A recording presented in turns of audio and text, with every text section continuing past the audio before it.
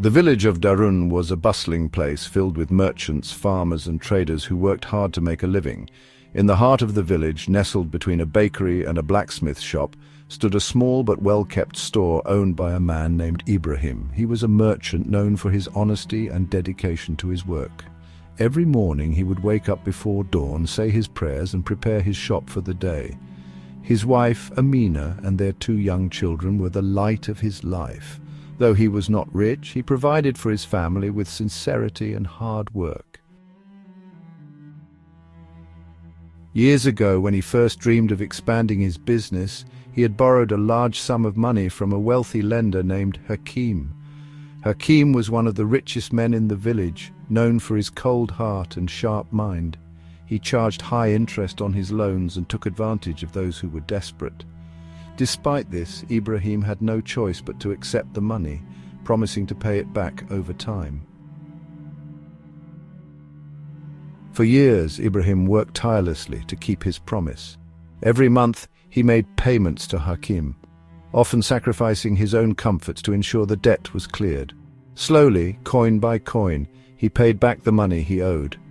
The day finally arrived when he made his last payment. With a relieved heart, he handed over the final sum to Hakim, who accepted it with a nod. However, the next morning, Ibrahim was shocked when Hakim appeared at his shop with 2 guards. The wealthy man claimed that he had never received any money and accused Ibrahim of trying to cheat him.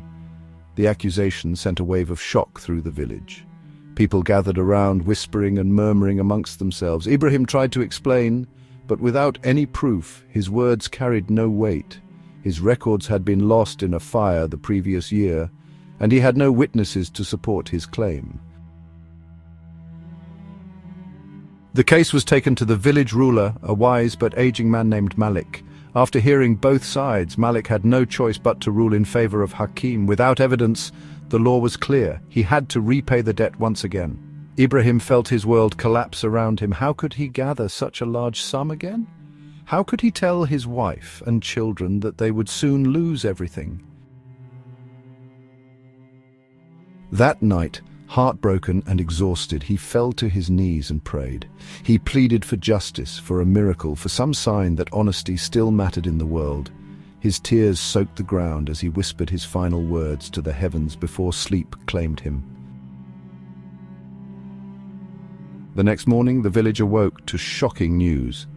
Hakim's only son had vanished without a trace. Panic spread through the town as search parties were formed. But despite days of effort, the boy was nowhere to be found. Hakim grew restless, his face turning pale with fear and grief. He had never loved anything as much as his son, and now the boy was gone. As days turned into a week, guilt consumed Hakim. The thought of his deception tormented him. Unable to bear the weight of his conscience, he stood before the entire village and confessed his lie. He admitted that Ibrahim had in fact repaid every single coin. He had sworn falsely, thinking he could get away with it, but now his son was lost to him forever. Tears streamed down his face as he begged for forgiveness. Ibrahim, though deeply hurt, chose to forgive him. He could see the agony in the man's eyes, the lesson already learned in the hardest way possible. But despite Hakim's desperate pleas, his son never returned. Some said it was divine punishment, others believed the boy had run away in shame. But one thing was certain: justice had been served in a way no one could have expected. Moral of the story: honesty and integrity are the foundation of trust. Deception may seem rewarding at first, but in the end, the truth always finds a way to reveal itself.